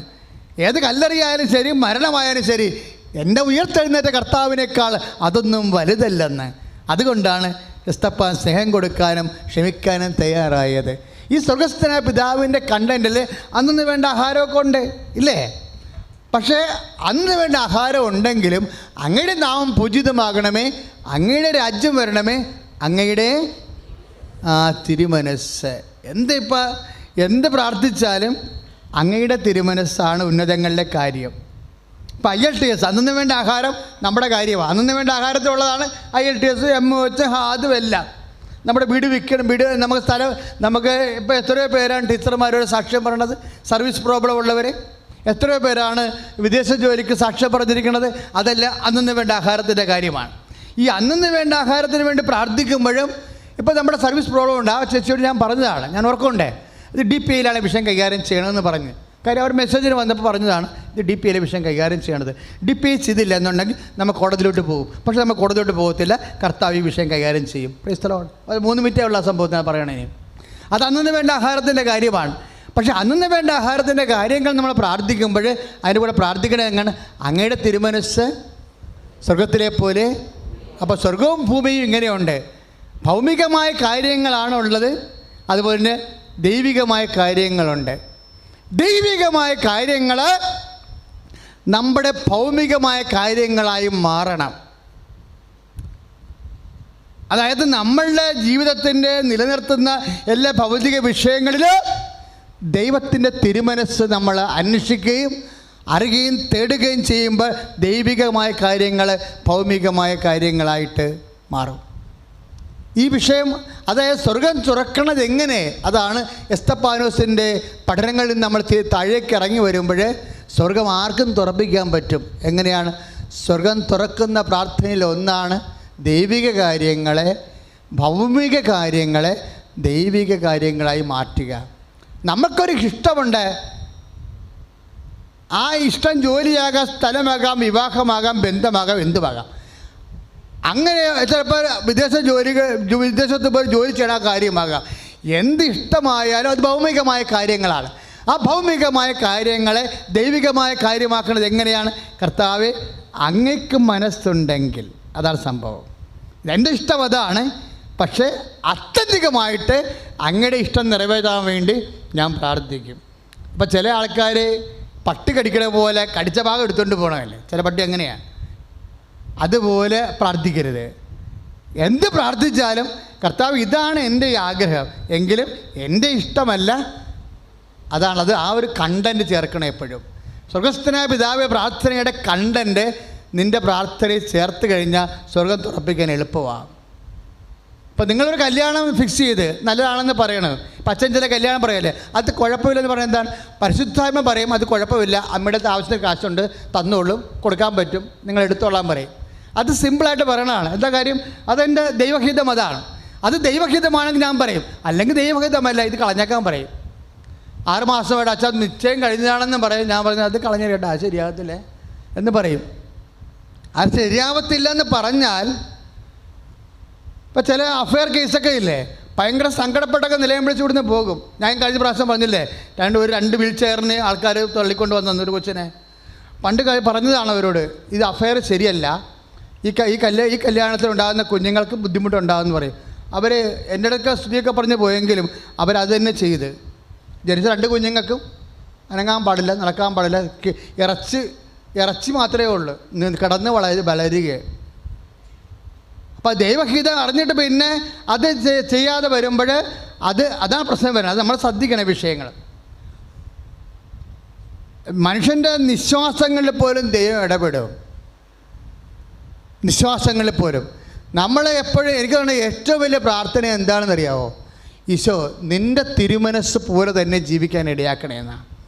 ഇപ്പം ദൈവം നിങ്ങളുടെ ഇപ്പം നിങ്ങളൊരുത്തനെ പ്രേമിച്ചു, അവനെ തന്നെ കെട്ടുക, അവനെ കെട്ടാൻ വേണ്ടി ആ കാലെ കെട്ടി വീണ് ഉടമ്പടിയൊക്കെ ചെയ്തിരിക്കുന്ന ചില ആൾക്കാർ സമ്മതിച്ച്. അത് നീ ഭ്രാന്തിയായതുകൊണ്ടും ഭ്രാന്തി പിടിക്കണ കാരണം ചിലപ്പോൾ അമ്മ പറയും, എടുത്തോളാൻ പറയും. പക്ഷേ അതും ദൈവഹിതമായിരിക്കണം നിർബന്ധമില്ല. ദൈവത്തിനെ കുത്തിന് പിടിച്ച് നിർത്തി കാര്യം സാധിക്കരുത്, അത് പണി കിട്ടാനുള്ള സാധ്യതയുണ്ട്. ഇത് ഈ മാനുഷികമായ കാര്യങ്ങൾ ഉണ്ടാകുന്ന കാര്യങ്ങളാണ്. മാനുഷിക വിഷയങ്ങൾ വരുമ്പോൾ പലരും മാനുഷികമായ ഇച്ഛാശക്തി നടപ്പിലെടുത്താൻ വേണ്ടി ദൈവത്തിനെ വട്ടവര വരക്കാൻ വേണ്ടിയാണ് ഉടമ്പടി ചെയ്യണത്. അങ്ങനെയില്ല. അങ്ങനെ വരുമ്പോഴുള്ള കുഴപ്പമെന്ന് വെച്ച് കഴിഞ്ഞാൽ, ഈ ഭൗതിക കാര്യങ്ങൾ 70 കൊല്ലം നിൽക്കണ കാരണം ദൈവം ആ കളപ്പൊട്ടെന്ന് സംഭവം ചെയ്യുന്നത് വലിയ ആനക്കാര്യമൊന്നുമല്ല. പക്ഷേ നീയും ദൈവവും തമ്മിലുള്ള ബന്ധം തീർന്നിരിക്കും. ദൈവം എന്ന് പറയുന്നത് ബന്ധമാണ്. നമുക്ക് ദൈവത്തിൻ്റെ ബന്ധം എങ്ങനെയാണ് ഈശോ ഉണ്ടാക്കിയത്, എങ്ങനെ അമ്മ ഉണ്ടാക്കിയത്? ഇതാ കർത്താവിൻ്റെ ദാസി, അങ്ങനെ ഇഷ്ടം, അങ്ങനെ വചനം പോലെ നിറവേറട്ടെ. വചനം നിറവേറ്റാമെന്ന് പറഞ്ഞാൽ ബന്ധം ഉണ്ടാക്കിയെടുത്തിരിക്കുന്നത്. വചനം നിറവേറ്റാനാണ് ബന്ധം ഉണ്ടാക്കിയിരിക്കുന്നത്. വചനം നിറവേറ്റാത്തോളം കാലം നമ്മളൊരു സൃഷ്ടാവും തമ്മിലുള്ള ബന്ധമായി മാറും. അത്രയേ ഉള്ളൂ. അതെപ്പോഴും നമ്മൾ ശ്രദ്ധിക്കണം ആ വിഷയം. കാര്യം ഒന്നും ഇപ്പോൾ ചില ആൾക്കാർ ഞാൻ അകത്തിരുന്നിട്ട് ചിരിക്കുകയും ചെയ്യും. ചിലപ്പോൾ തോന്നും ഇങ്ങോട്ട് വന്നൊരു തൊഴിയും കൊടുക്കണം തോന്നും. എന്താ വെച്ച് കഴിഞ്ഞാൽ 5 കാര്യം നടന്നിട്ട് പിന്നെ അടുത്ത കാര്യം ആൾക്കാരോട് പറഞ്ഞുകൊണ്ടിരിക്കും, അടുത്ത കൂടി നടക്കാൻ വേണ്ടി പ്രാർത്ഥിക്കണേ എന്ന്. ഇങ്ങനെയൊക്കെയാണ് ചില ആൾക്കാർ സാക്ഷ്യം പറഞ്ഞ് അവസാനിപ്പിക്കണേ. ഇത്രയും നടന്ന് ഇനി അടുത്ത സംഭവം കൂടി തമ്പുരാനെ വെച്ച് കൊടുക്കുക, അടുത്ത കൂടി നടക്കാൻ വേണ്ടി നിങ്ങൾ പ്രാർത്ഥിക്കരുതെന്ന് പറഞ്ഞ് സുധാൻ പറഞ്ഞ് പോവുകയാണ്. അടുത്ത തിരഞ്ഞെടുപ്പിനും ജയിപ്പിച്ചേക്കണം പറഞ്ഞ സ്ഥാനാർത്ഥികൾ പറയണ പോലെ. അപ്പം അങ്ങനെയൊന്നുമില്ല, നിങ്ങൾ തീരുമാനിക്കണം. സാക്ഷ്യം പറഞ്ഞ പ്രത്യേകിച്ച് നിങ്ങളെ ദൈവം അനുഗ്രഹിച്ചു, ഇനി നിങ്ങളാണ് ദൈവത്തെ പ്രതി ജനങ്ങളെ അനുഗ്രഹിക്കേണ്ടത്. നിങ്ങളെപ്പോലെ വേദനിക്കുന്ന ആൾക്കാരോട് കരുണ കാണിക്കണം. നിങ്ങളെപ്പോലെ വിഷമിക്കുന്ന ആൾക്കാർക്ക് നിങ്ങളുടെ സമ്പത്ത് ദാനം ചെയ്യണം. നിങ്ങളെപ്പോലെ വിഷമിക്കുന്ന ആൾ വരെ വീടില്ലാത്തവരുണ്ട്, സ്ഥലമില്ലാത്തവരുണ്ട്. അപ്പം നിങ്ങൾ വിചാരിക്കും ദൈവം അനുഗ്രഹിച്ചല്ലോ, ഇനി നമ്മളുടെ മാരുതി കാറ് മാറ്റാം, നമുക്ക് വേറെ ഒരു മേൽത്തരം കാറ് വാങ്ങിക്കാമെന്നാണ് വിചാരിച്ചെങ്കിൽ പിന്നെയും ഉടമ്പടി ചെയ്യേണ്ടി വരും. അപ്പം അതൊക്കെ നേരത്തെ അറിഞ്ഞിരിക്കണം. എല്ലാ പ്രാർത്ഥനയിലും ഭൗമിക കാര്യങ്ങൾ മാത്രം വെച്ചാൽ സ്വാഭാവികമായി കുറച്ച് കഴിയുമ്പോൾ നിന്നെ ദൈവം പത്രോസിനോട് പറയും, പുറകിൽ പോകാൻ പറയും. നിൻ്റെ ചിന്ത ദൈവികമല്ല, മാനുഷികമാണ്. സാത്താനെ എന്ന് വിളിക്കും. വല്ല കാര്യമുണ്ടാ? നല്ലപ്പോൾ വെറുതെ സാത്താനെന്ന് വിളിയേക്കാൻ. കൂടുതൽ മാനുഷിക കാര്യങ്ങൾ കയറ്റി വെച്ച് കഴിഞ്ഞാൽ ദൈവിക പൈതലായിട്ട് നീ മാറണില്ലെങ്കിൽ നീ കർത്താവിൻ്റെ പുറകിൽ പോകേണ്ടി വരും.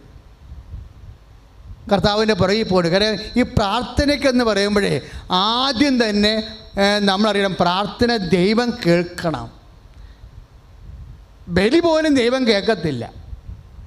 ബലി പോലും പഴയ നിയമത്തിൽ ബലി അർപ്പിക്കാൻ നേരത്ത് പറയും, ആ കുഞ്ഞാടയ്ക്ക് ഊനമറ്റതായിരിക്കണം, എല്ലാ രണ്ട് കൊമ്പും ഉണ്ടാകണം, കോങ്കണ്ണും ഉണ്ടാകരുതെന്നൊക്കെ പറയും.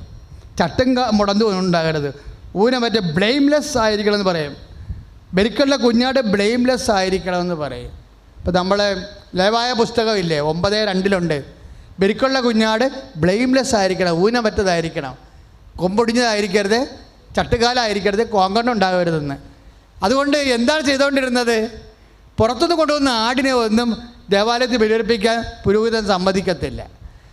നല്ല ലക്ഷണമൊത്ത 2 കൊമ്പുള്ള, നല്ല കണ്ണുള്ള, നല്ല കളറുള്ള, നല്ല ചട്ടുകാലില്ലാത്ത നല്ല ആടിനെ ഇവിടെ ദേവാലയത്തിൽ തന്നെ നിർത്തും. എന്നിട്ട് പറയും അതിൻ്റെ പൈസ അടച്ചാൽ മതി, നല്ല ആടിനെ കൊണ്ടുവരാൻ പറയും. പൈസ അടച്ച് കഴിയുമ്പോൾ നല്ല ആടിനെ സീൽ ചെയ്ത് കൊടുക്കും. ആ സീൽ ചെയ്ത ആടിനെ മാത്രമേ ദേവാലയത്തിൽ ബലി അർപ്പിക്കത്തുള്ളൂ. കർത്താവിനാണെങ്കിലും ആ രീതിയോട്, ആ പാരമ്പര്യത്തോടും താല്പര്യം തോന്നിയിട്ട് കർത്താവ് പറഞ്ഞു, ഞാനാണ് പിതാവായ ദൈവം സീൽ ചെയ്ത ആട്. യോഹന്നാൻ 6:27 പിതാവായ ദൈവം എന്നിൽ അംഗീകാരം മുദ്ര ചാർത്തിയിരിക്കണം എന്ന് ഈശോ പറഞ്ഞില്ലേ? ദൈവത്തിൻ്റെ കുഞ്ഞാടെന്ന് യോഹന്നാൻ 1:29 പറയുമ്പോൾ ദൈവത്തിൻ്റെ കുഞ്ഞാടെന്ന് പറഞ്ഞത് എങ്ങനെയാണ് ദൈവത്തിൻ്റെ കുഞ്ഞാടാണത്? ഈ ബലിയർപ്പിച്ചു കഴിഞ്ഞാൽ, ഈ ആടിനെ കൊണ്ട് ബലിയർപ്പിച്ച് ദൈവം ആ ബലി സ്വീകരിച്ചുകൊണ്ട് മനുഷ്യൻ്റെ പാപങ്ങൾ മോചിക്കുമെന്ന് ഉറപ്പുള്ളത് കൊണ്ട് കർത്താവ് പറഞ്ഞു, പിതാവായ ദൈവം, യോഹന്നാൻ 6:27 പിതാവായ ദൈവം എന്നിൽ അംഗീകാര മുദ്ര ചാർത്തിയിരിക്കണമെന്ന്. അത് ലേവായ 9:2 അനുസരിച്ച് കൊണ്ട് കർത്താവ് ഊനമറ്റവനായിരുന്നു. അതുകൊണ്ടാണ് നമ്മൾ അമ്മയുടെ അമലോത്ഭവം വരെ ഇതുകൊണ്ടാണ് എക്സ്പ്ലെയിൻ ചെയ്യണത്. അമ്മ ജനിക്കുമ്പോൾ ഉൽപ്പപാപമില്ല ജനിച്ച ആളല്ലേ. ഈ ലോകത്തിൻ്റെ പാപത്തിൽ നിന്ന് മോചിക്കാൻ വേണ്ടിയുള്ള ദൈവപുത്രന് ഗർഭം ധരിക്കേണ്ട ആള് ഈശോ പാപമില്ല ജനിച്ചതുപോലെ ഈശോയുടെ അമ്മയും പാപമില്ല ജനിക്കാൻ കാരണം ഹെബ്രായർ ഈ പറഞ്ഞിരിക്കുന്ന ലേവായർ 9:2 അതുപോലെ തന്നെ യോഹന്നാൻ 6:27 ബലിക്കുള്ള കുഞ്ഞാടും അതിനോട് ബന്ധപ്പെട്ട എല്ലാ വിഷയവും ആദ്യം മുതൽ തന്നെ ഊനമറ്റതായിരിക്കണം. അതുപോലെ നിൻ്റെ പ്രാർത്ഥനയും ബലി റിജക്റ്റ് ചെയ്യും. ഊനം വന്നു കഴിഞ്ഞാൽ അതിനെന്തെങ്കിലും ലെപ്പറിങ്ങ, എന്തെങ്കിലും ബ്ലൈൻഡ്, എന്തെങ്കിലും അംഗവൈകല്യങ്ങൾ, ആടിന് അംഗവൈകല്യങ്ങൾ വന്നു കഴിഞ്ഞാൽ ബലി ദൈവം റിജക്റ്റ് ആകും. കയൻ്റെ ബലി നിരസിച്ചില്ല ദൈവം, അതുപോലെ വരും. ഇതുപോലെ പ്രാർത്ഥനയും വരും. പ്രാർത്ഥനയും ദൈവതിരുസനെയും സമർപ്പിക്കുമ്പോൾ അത് ഊനമറ്റതായിരിക്കണം. ഊനമറ്റ പ്രാർത്ഥന, അതായത് അംഗവൈകല്യമില്ലാത്ത പ്രാർത്ഥന, ആ പ്രാർത്ഥന എങ്ങനെ പ്രാർത്ഥിക്കണമെന്ന് അറിയാൻ പാടില്ലാത്ത കൊണ്ട് പത്രോസ് 11:1 കർത്താവിനോട് പറഞ്ഞു, കർത്താവേ ഊനമറ്റ പ്രാർത്ഥന പ്രാർത്ഥിക്കുവാൻ ഞങ്ങളെ പഠിപ്പിക്കണമെന്ന് പറഞ്ഞപ്പോൾ കർത്താവ് പറഞ്ഞു, ഊനമറ്റ പ്രാർത്ഥന ഇങ്ങനെയാണ്, അങ്ങയുടെ നാം പൂജിതമാകണമേ, അങ്ങയുടെ രാജ്യം വരണമേ, അങ്ങയുടെ തിരുമനസ്സ് സ്വർഗത്തിലെ പോലെ ഭൂമിയിലുമാണ് ദൈവ തിരുമനസ്സ്. അതാണ് കൊളോസ്യൻസ് 3:1 ഉന്നതങ്ങളിലെ കാര്യങ്ങൾ. അതാണ് കർത്താവ് നിക്കോദേമോസിനോട് പറയണത്. നീ ഇസ്രായേലിലെ റബ്ബിയല്ലേ, നിനക്ക് ഈ കാര്യങ്ങളൊന്നും മനസ്സിലാവത്തില്ലേ? ഉന്നതങ്ങളിൽ നിന്നുള്ളവർ ഉന്നതങ്ങളിലെ കാര്യങ്ങൾ അന്വേഷിക്കണമെന്ന് പറയും. ഭൗമിക കാര്യങ്ങൾ, അങ്ങനെ നിക്കോദേമോസിനെ കണ്ട കാലം മുതൽ കർത്താവ് ഇതിങ്ങനെ തിരിച്ച് പറയും. നമ്മുടെ പ്രാർത്ഥനകളിലെല്ലാം ഈ ഉന്നതങ്ങളുടെ കാര്യങ്ങൾ ചേർത്ത് പറഞ്ഞാൽ പ്രാർത്ഥന ഉടമ്പടി എളുപ്പമാകും. ആ ഭൗമിക കാര്യങ്ങൾ മാത്രം ഇതിലുള്ളെന്നുണ്ടെങ്കിൽ ചില ആൾക്കാരൊക്കെ 3 കോളങ്ങളൊക്കെ ഒപ്പിട്ടിട്ട് ഞാൻ ചോദിച്ച് ഒരു കാര്യം പോലും നടന്നില്ലല്ലോ ഇതിൻ്റെ അകത്തെന്ന് പറയുമ്പോൾ എന്താണ് മൊത്തം ഭൗമികമാണ്. ആ ഉടമ്പടി ചെയ്ത ആൾ തന്നെ ഇപ്പോഴും ജീവിച്ചിരിക്കുന്നത്. ആ പഴയ പൗശന്യവും ആ പഴയ വൈരാഗ്യവും ആ പഴയ സൂചിവെപ്പും ഭാരവെപ്പും എല്ലാം പഴയ പരിപാടി, ആ പഴയ കലാപരിപാടികളെല്ലാം ഉണ്ട്. കോളങ്ങളൊക്കെ കിടക്കുന്ന ആൾക്കാർ ചിന്തിക്കണേ, ഇത് ഉടമ്പടിയാണ്. ഉടമ്പടി എന്ന് പറഞ്ഞ ഉന്നതങ്ങളിലെ കാര്യങ്ങളാണ്. ഉന്നതങ്ങളിലെ കാര്യങ്ങൾ നിൻ്റെ പ്രാർത്ഥനകൾക്ക് ഭൗമിക കാര്യങ്ങളെല്ലാം ഉന്നതങ്ങളിലെ കാര്യങ്ങളായിട്ട് ഓരോ ഉടമ്പടി പുതുക്കുക എന്ന് പറയുമ്പോൾ എന്താണ്? ഇതെങ്ങനെ എക്സസൈസ് നോക്കണ പോലെ, നോട്ട് ബുക്ക് നോക്കണ പോലെ നോക്കിവിടുന്ന കേസ് കേട്ടാണോ? അല്ല. ഉടമ്പടി പുതുക്കുന്നവർ ശ്രദ്ധിക്കുക, ഇവിടെ പുതുക്കാൻ വരുന്നവരും പുതുക്കി കൊടുക്കുന്നവർ ശ്രദ്ധിക്കുക. ഉദ്ദേശിക്കണത് എന്താണ്? ഉന്നതങ്ങളിലേക്ക് എന്തുമാത്രം നീ വളർന്നു, നിൻ്റെ ജീവിത നിലവാരങ്ങൾ, നിൻ്റെ മനോഭാവങ്ങൾ എല്ലാം കർത്താവിൻ്റെ തിരുമനസ്സിന് അനുപേക്ഷണീയമായിട്ട് നീ പുനഃക്രമീകരിച്ചിട്ടുണ്ടോ? എന്നാൽ ഇത് എളുപ്പമാണ് സംഭവം. എന്താ കാര്യത്തിൽ ഓരോ വിഷയവും എത്ര എളുപ്പം ചെയ്യാൻ പറ്റുമെന്ന് ദൈവത്തിനറിയാം. അത് എത്ര എളുപ്പം ചെയ്യാൻ പറ്റുമെന്നാണ് അച്ഛനിലൂടെ ഇപ്പോഴും ഈശോ നിന്നോട് സംസാരിക്കുന്നത്. പ്രാർത്ഥിക്കുക, കർത്താവായ ദൈവമേ, ഉടമ്പടി കാര്യങ്ങളെല്ലാം ഉന്നതങ്ങളിലെ കാര്യങ്ങളാകാൻ യേശുക്രിസ്തുവിന്റെ മനോഭാവം സ്വീകരിച്ചുകൊണ്ട് മാനസാന്തരത്തിന്റെ ഫലം പ്രകടിപ്പിച്ചുകൊണ്ട് ആത്മാവിന്റെ പരിശുദ്ധാത്മാവിന്റെ ഫലത്തിൽ വളർന്നുകൊണ്ട് സുവിശേഷത്തിന്റെ നിലവാരമുള്ള സാക്ഷികളായി മാറുവാൻ ഞങ്ങളെ അഭിഷേകം ചെയ്യണമേ. സ്തുതിയുടെ hallelujah, hallelujah, hallelujah, hallelujah, hallelujah. കർത്താവേ, ഉടമ്പടി പ്രാർത്ഥന ഉന്നതങ്ങളെ കാര്യങ്ങളാണെന്ന ബോധ്യത്തോടുകൂടി കർത്താവെ പ്രാർത്ഥിച്ച് മുന്നേറുവാൻ ഞങ്ങളെ ശക്തിപ്പെടുത്തണമേ. സ്തുതിക്കട്ടെ, hallelujah, hallelujah, hallelujah, hallelujah, hallelujah. ശക്തിയോടെ സ്തുതിക്കട്ടെ, ഹല്ലേലൂയ. കൈകൾ ഉയർത്തി ഹല്ലേലൂയ. കർത്താവ് നൽകുന്ന നിർദ്ദേശങ്ങൾ അവരുടെ ഹൃദയത്തിൽ പതിയട്ടെ. അതിസങ്കീർണമായ വിഷയങ്ങളുടെ പോലും കുരുക്കഴിച്ചുകൊണ്ട് നിന്നെ വിടുവിക്കുന്ന ആരാധനാ സന്നിധാനത്തിലാണ് നിന്നെ കർത്താവ് വിളിച്ചിരിക്കുന്നത്. പലരും ഉടമ്പടി ചെയ്തവർ വന്ന് അവരുടെ ജീവിതത്തിൽ അമ്മ ആഗ്രഹിക്കുന്നത് ഞാൻ അമ്മ സന്നിധാനത്തിൽ എത്തിച്ചേരണമെന്നാണ് എന്ന് തിരിച്ചറിഞ്ഞുകൊണ്ട് വീട്ടിലിരുന്ന് നേർച്ച നേർന്നവരൊക്കെ തിരിച്ചു വന്ന് അമ്മ സന്നിധാനത്തിൽ വചനം കേൾക്കാനിടയായി. അവരെ അനുഗ്രഹിച്ചതുപോലെ അനേക ആയിരങ്ങളെ അമ്മ അനുഗ്രഹിക്കുന്നുണ്ട്. നമുക്ക് ഉടമ്പടിക്കാലം വലിയ ദൈവസ്നേഹത്തിൻ്റെയും സുവിശേഷ സാക്ഷീകരണത്തിൻ്റെയും കാലമാണ്. ഇപ്പോഴച്ഛൻ പ്രാർത്ഥിക്കാൻ പോകുന്നത് സ്ഥാവര ജംഗമ മേഖലകളിലും ഭൗതിക സാഹചര്യങ്ങളിലും കുരുങ്ങുന്ന മക്കൾ, വഴിയില്ലാത്തവർ, വീടില്ലാത്തവർ, സ്ഥലമില്ലാത്തവർ, സർവീസ് പ്രോബ്ലം, അതുപോലെ തന്നെ ജോലി കാര്യങ്ങളുടെ തടസ്സങ്ങൾ, ജോലിയില്ലാത്തവർ, സാമ്പത്തികമായ ബാധ്യതകളുള്ളവർ, കൊടിയ ബാധ്യതകളുള്ളവർ, വരുമാന മാർഗമില്ലാത്തവർ, കുടുംബത്തിൽ സമാധാനമില്ലാത്തവർ, വഴക്കും കേസും കള്ളക്കേസും ഒക്കെ അകപ്പെട്ട് വല്ലാണ്ട് വേദനിക്കുന്നവർക്ക് വേണ്ടിയാണ് ഇപ്പോൾ പ്രാർത്ഥിക്കുന്നത്. അമ്മ മാതാവ്, ഈ പ്രാർത്ഥനകൾ ഇപ്പം തന്നെ ഈശോവിനെ ഏൽപ്പിച്ച് നിങ്ങളെ വിടുവിക്കുന്ന സ്വർഗീയ നിമിഷമാണ്. അച്ഛനിൽ നിന്ന് കേട്ട വചനങ്ങൾ പോലെ ജീവിക്കാമെന്ന് മനസ്സിൽ തീരുമാനമെടുക്കുക. സ്തുതിയുടെ hallelujah, hallelujah, hallelujah, hallelujah, hallelujah, hallelujah. യേശു കർത്താവേ, അച്ഛൻ വഴിയായി ലഭിച്ച എല്ലാ വചനങ്ങളും അനുസരിച്ചുകൊണ്ട് ജീവിക്കുവാനായിട്ട് കർത്താവേ ശക്തി ഞങ്ങൾക്ക് നൽകണമേ. കർത്താവേ, ഹല്ലേലൂയ, ഹല്ലേലൂയ, ഹല്ലേലൂയ, ഹല്ലേലൂയ. ഉച്ചത്തിൽ സ്തുതിക്കട്ടെ. കർത്താവ് പറഞ്ഞ വചനങ്ങൾ ഹൃദയത്തിൽ പതിപ്പിക്കട്ടെ. നല്ലവനായ ഈശോയെ, സ്തുതിയുടെ ഹല്ലേലൂയ, ഹല്ലേലൂയ, ഹല്ലേലൂയ, നല്ലവനായ ഈശോയെ, ഹല്ലേലൂയ, ഹല്ലേലൂയ, ഹല്ലേലൂയ. അങ്ങനെ ഉന്നതമായ നാമത്തിന് സ്തോത്രം ചെയ്യുന്നു കർത്താവേ. ഹല്ലേലൂയ യേശുവേ. കർത്താവേ, മക്കളെ സ്പർശിക്കണമേ കർത്താവേ. കർത്താവേ, വരുമാന മാർഗമില്ലാത്തവര്, ഈശോ ജോലിയില്ലാത്തവര്, സാമ്പത്തികമായ ബാധ്യതയുള്ളവര്, ഈശോ മാരക രോഗികള്, കർത്താവെ സ്പർശിക്കണമേ.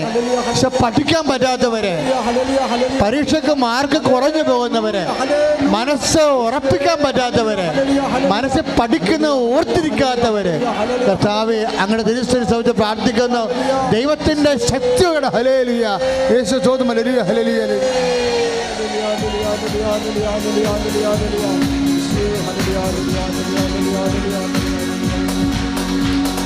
പരിശുദ്ധാത്മാവേ, ശക്തി പകർന്നിടണേ.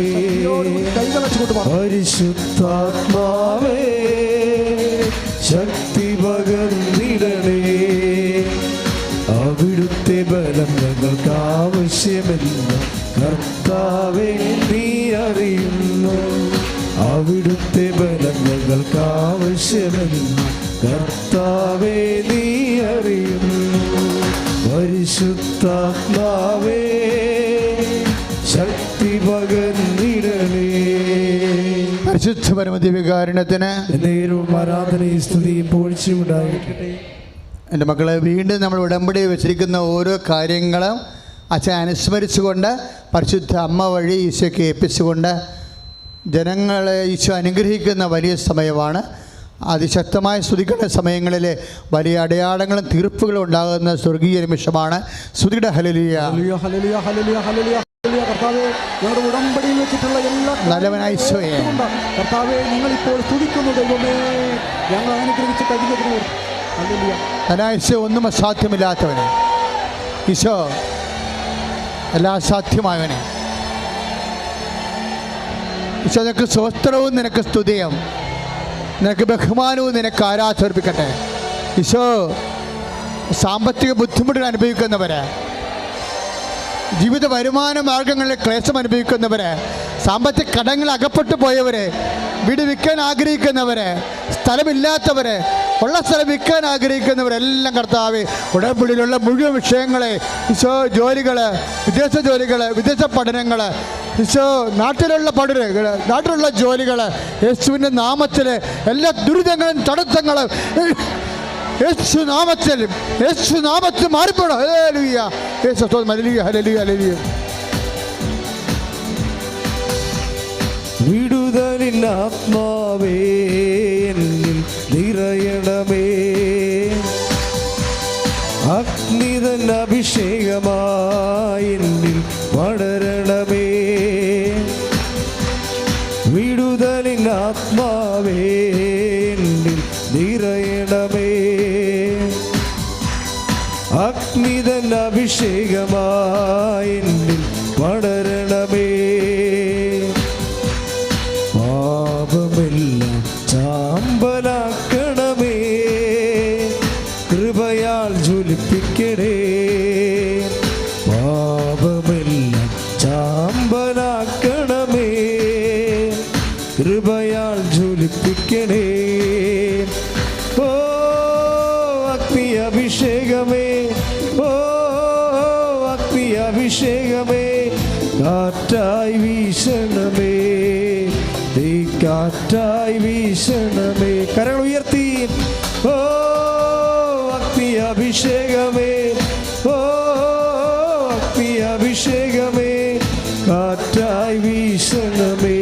പാസ്സായി വലിയ സ്കോറിങ് വരുന്നത് നിങ്ങളെ സാക്ഷ്യം കേട്ടു. അതാണ് സത്യം. ഇപ്പം നമ്മൾ പ്രാർത്ഥിക്കാൻ പോകുന്നത് നൈപുണ്യ പരീക്ഷകൾ, അതുപോലെ തന്നെ മെറിറ്റ് എക്സാമിനേഷൻ, യോഗ്യതാ പരീക്ഷകൾ, അതിനുവേണ്ടി ഒരുങ്ങുന്നവർ, പഠിക്കുന്നവർ, ഇതുപോലെ ടെക്നിക്കൽ സർട്ടിഫിക്കറ്റ് ലഭിക്കാനുള്ള ടെക്നിക്കൽ പ്രോബ്ലമുള്ളവർ, വളരെ സമയം കുറവാണ്, ഒത്തിരിയേറെ കറസ്പോണ്ടിങ് നടക്കേണ്ട വിഷയങ്ങളുണ്ട്, മനസ്സിടിഞ്ഞിരിക്കുന്നവർ, ചില രേഖകൾ കിട്ടാൻ പാടുള്ളവർ, അങ്ങനെ പലതരത്തിലുള്ള കുരുക്കുകളിൽ അകപ്പെട്ടിരിക്കുന്നവർ, ജയിലിൽ കിടക്കുന്നവർ, ജാമ്യം കിട്ടാത്തവർ, കേസ് നടന്നുകൊണ്ടിരിക്കുന്നവർ, ആ കേസിന് നീതിക്ക് വേണ്ടി കണ്ണീരിടുന്നവർ, എല്ലാവരുടെയും വിടുതലിന് വേണ്ടി സ്തുതിക്കട്ടെ. ഹല്ലേലൂയ.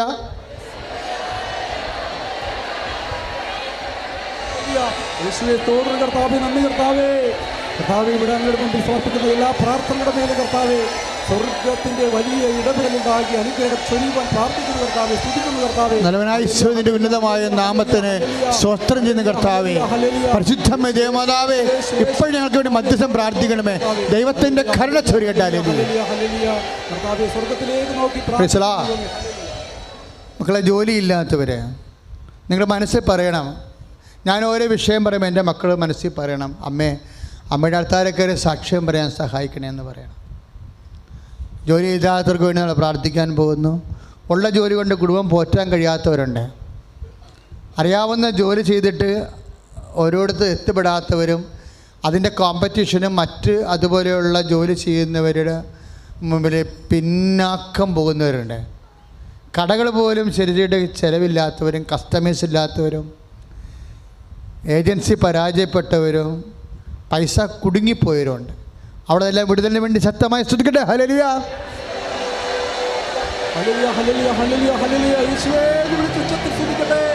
യേശുവേ, ഞങ്ങൾ സ്വർഗ്ഗത്തിലേക്ക് നോക്കിക്കൊണ്ട് കർത്താവേ അവിടുന്ന് തിരുമനസ്സാകുമെന്ന്. ഇന്ത്യയുടെ മറ്റ് ഭാഗങ്ങളിലേക്ക് പോകുന്നവർ, പല സ്ഥലങ്ങളിലും നിങ്ങളുടെ ആസ്തികൾ കുടുങ്ങിക്കിടക്കുന്നവരുണ്ട്. മറ്റ് രാജ്യങ്ങളിലും സംസ്ഥാനങ്ങളിലും നിങ്ങളുടെ വസ്തുവകകൾ വിറ്റുമാറാതെ മറ്റ് നാട്ടുകാർ വിപ്പിക്കാതെ കിടക്കുന്നവരെക്കുറിച്ച് ഇപ്പോൾ ഈശോ സംസാരിക്കണം. അവർ സ്വസ്ഥമായി അവർക്ക് വേണ്ടി നമുക്ക് പ്രാർത്ഥിക്കാം. സ്തുതിക്കട്ടെ. ഹല്ലേലൂയ. നല്ലവനായ ഈശോ, ഒന്നും സാധ്യമല്ലാത്തവനെ ഈശോ സ്പർശിക്കണേ കർത്താവേ. ഈ പ്രാർത്ഥനയാൽ കർത്താവേ അനേകം മക്കളുടെ കുടുങ്ങിപ്പോയ വരുമാനങ്ങൾ കർത്താവേ യേശുക്രിസ്തു നാമത്തിൽ തിരികെ ലഭിക്കാൻ വേണ്ടി ദൈവത്തിൻ്റെ കരുണ ചൊരിയട്ടെ. ഹല്ലേലൂയ.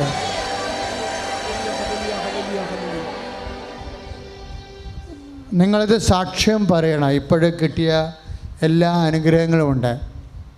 അതിനെല്ലാം അത് കിട്ടിക്കഴിയുമ്പോൾ വന്ന് നിങ്ങൾ സാക്ഷ്യം പറയണം. ആരും സാക്ഷ്യം പറയാണ്ടിരിക്കരുത്. അത് വലിയ ആപത്തുണ്ടാക്കും. കാര്യം ഒരു സമയത്തൊക്കെ കർത്താവിനെ നമുക്കിങ്ങനെ വെട്ടിക്കാം. സാധാരണ നിങ്ങളുടെ ജന്മസിദ്ധമായ സ്വഭാവം പോലെ ചില വെട്ടിക്കൽ പാർട്ടി ഉണ്ടല്ലോ, അവർ അനുഗ്രഹം കിട്ടാനും വെട്ടിച്ച് കളയും. കാര്യം അങ്ങനെ ഒരിക്കൽ ചെയ്താൽ നമ്മൾ ഓർക്കേണ്ടത്, നമ്മൾ ഫ്രോഡാകുന്നത് ഈ ജന്മത്തിൽ മാത്രമല്ല, ഇനി വരാതിരിക്കുന്ന ജന്മത്തിൽ നമ്മളെ ഫ്രോഡായിട്ട് ദൈവം കരുതത്തുള്ളൂ. കാര്യം നിൻ്റെ കമ്പനിക്കാരും നാട്ടുകാരൊക്കെ എന്നൊക്കെ വെട്ടിക്കാം. അവരുമായിട്ട് നമുക്ക് 10-40 കൊല്ലം ജീവിച്ചാൽ മതി.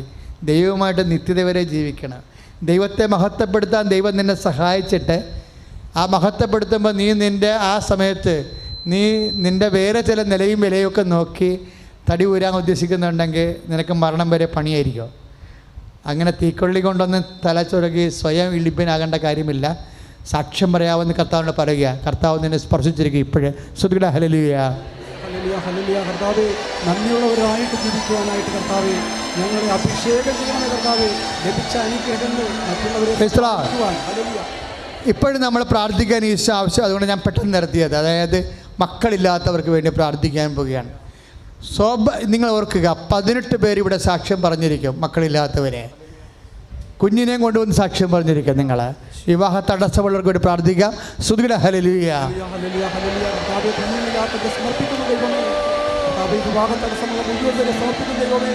നല്ലവനായ ഈശോയെ,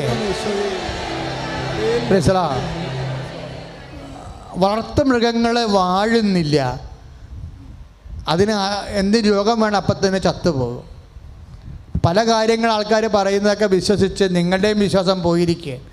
അപ്പം ഇങ്ങനെ പൊട്ടം വിശ്വാസമൊന്നും വേണ്ട. ആ വളർത്തുമൃഗങ്ങൾ വാഴാത്തൊരവസ്ഥ ഈശോ ആ കുടുംബത്തിൽ നിന്ന് ഇപ്പോഴും എടുത്തു മാറ്റുകയാണ്. ഹല്ലേലൂയ.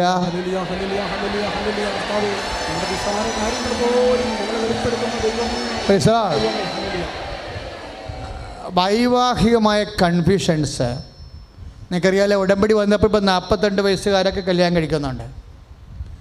22 വർഷം മക്കളില്ലാത്തവർ വന്ന് കുഞ്ഞുങ്ങളെയും കൊണ്ട് സാക്ഷ്യം പറയുന്നുണ്ട്. അപ്പം അമ്മ അതൊക്കെ സീരിയസ് ആയിട്ട് എടുക്കണമെന്ന് എൻ്റെ അർത്ഥം. ആ ഫയലെല്ലാം ക്ലോസ് ചെയ്താണ് അവരെ. 42 വയസ്സുകാർ 35 കഴിഞ്ഞപ്പോൾ തന്നെ കല്യാണം ഇനി കഴിക്കാനുണ്ടാകത്തില്ല ഈ ജന്മത്തിൽ കല്യാണം ഇല്ലെന്ന് പറഞ്ഞ് ഫയൽ ക്ലോസ് ചെയ്താ അമ്മ ആ സ്ഥാനമെല്ലാം തിരിച്ചെടുക്കുന്നുണ്ട്. 22 വർഷമായിട്ട് കുഞ്ഞുങ്ങളില്ലാത്തവരെങ്ങനെയാണ് കുഞ്ഞിനെ കൊണ്ട് സാക്ഷ്യം പറയണത്? ആ 22 വർഷം കുഞ്ഞ് എവിടെയായിരുന്നു? അപ്പോൾ അവർക്ക് കുഞ്ഞ് കിട്ടാത്തതാണ്. പക്ഷേ അമ്മ അതെടുത്ത് അങ്ങനെ വലിയ കാര്യങ്ങൾ നടക്കുക. അതുകൊണ്ട് നിങ്ങളിവിടെ നിൽക്കുമ്പോൾ ഓർക്കുക, അച്ഛൻ്റെ ആ വിഷയം അമ്മ ഉന്നയിച്ചിട്ടുണ്ടെങ്കിൽ നിങ്ങളെ ജീവിത പങ്കാളിയെ നൽകിയും കുഞ്ഞിനെ നൽകിയും കർത്താവ് നിങ്ങളെ അനുഗ്രഹിക്കും. ഞാൻ വീടില്ലാത്തവർക്ക് വേണ്ടിയും സ്ഥലമില്ലാത്തവർക്ക് വേണ്ടിയും കടം മാറാൻ ഒന്നും വിൽക്കാൻ പോലും ഇല്ലാത്തവർക്ക് വേണ്ടി പ്രാർത്ഥിക്കാൻ പോവുകയാണ്. സ്തുതിയുടെ ഹല്ലേലൂയ. നല്ലവനായ ഈശോ സ്പർശിക്കണമേ കർത്താവേ. ഭവനരഹിതരെ, വീടില്ലാത്തവരെ, ഭവനരഹിതരെ കണ്ണീരോടെ പ്രാർത്ഥിക്കുന്നു. ഈശോ സ്പർശിക്കണം കർത്താവേ. ക്രിസ്തു ഉന്നതമായ നാമത്തിൽ ഭവനരാഹിത്യങ്ങള്,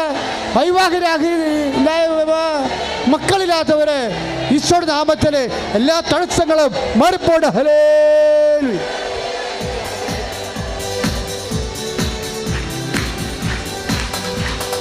ഓ അഗ്നി അഭിഷേകമേ, ഓ അഗ്നി അഭിഷേകമേ, കാറ്റായി വീശണമേ, ഈ കാറ്റായി വീശണമേ.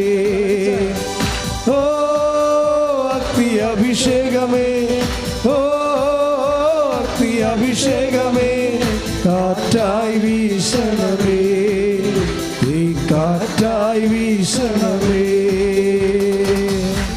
Praise the lord. സമാപന ആശീർവാദമാണ്. നേർച്ച വസ്തുക്കൾ എടുക്കുക.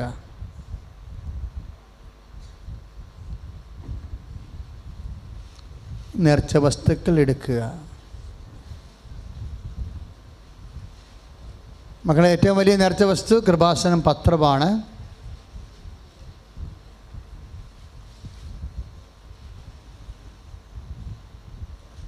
ശ്രദ്ധിക്കുക, ഒരു പ്രാർത്ഥനയാണ് നമ്മളൊരു മാസം ഇവിടെ വന്ന് കൂടേണ്ടത്.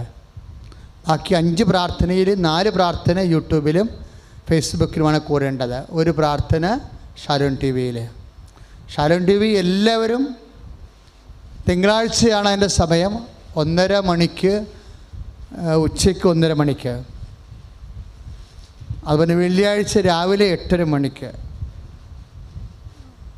അപ്പോൾ അത് മറക്കാതെ ഏതെങ്കിലും ഒരു ദിവസം ഷാലോൺ ടി വി വെറുതെ കണ്ടാൽ പോരാ, കാഴ്ചക്കാരായിട്ട് പ്രാർത്ഥിച്ച് ധ്യാനം കൂടുന്ന പോലെയാണ് അത് ചെയ്യേണ്ടത്.